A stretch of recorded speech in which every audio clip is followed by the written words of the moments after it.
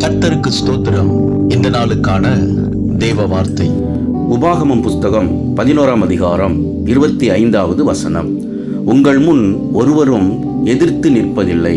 இந்த நாளின் தேவ வார்த்தையின்படி ஆண்டவராகிய இயேசு தம்முடைய வாக்கு தத்தத்தின்படி உங்களை வழிநடத்தி சுதந்திரித்துக் கொள்ளும்படி செய்வார். இஸ்ரவேல் ஜனங்களை யோசுவா கானான் தேசத்திற்கு வழிநடத்தின பொழுது கர்த்தர் யோசுவாவுக்கு சொன்ன வார்த்தைகள், நான் உன்னோடு இருப்பேன், உனக்கு முன்பாக ஒருவனும் எதிர்த்து நிற்பதில்லை என்று வாக்குத்தத்தம் கொடுத்து இஸ்ரவேல் ஜனங்கள் கானான் தேசத்தை சுதந்திரித்துக் கொள்ளும்படி கர்த்தர் கிருபை செய்தார்.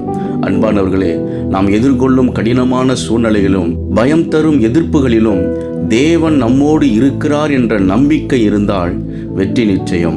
தேவனுடைய வழிகளில் உறுதியாக நிற்கும் பொழுது எந்த சோதனையும் நம்மை ஜெயிக்க முடியாது. உங்களுக்கு முன்பாக நிற்கிற எல்லா தடைகளையும் நீக்கி உங்களை ஆசீர்வதித்து வழி நடத்துவார்.